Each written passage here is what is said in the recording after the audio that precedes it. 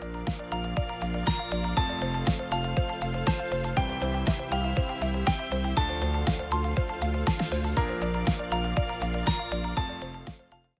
everyone, I'm here with Josh, and we're here for another Magnesium Minute.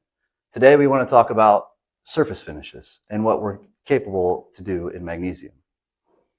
Here we have a strut brace with an example of a matte finish, and in the back we have a liftgate with a glossy finish. And it's a large size part. We have that capability of coating parts that size. Correct. We have a legacy part here from the GT40 center console sitting in the gray on the table. This is an interesting part. You can see this was one of our test parts that we performed adhesion testing for the paint. But this part, it's got a high performance requirement and the part lasts. Yeah, if you want to go down the rabbit hole of looking at some rotted out GT40s in barns, you'll find that the magnesium part as well as coating stand up incredibly well. Remember everyone, lightweight is great. On the Magnesium Minute.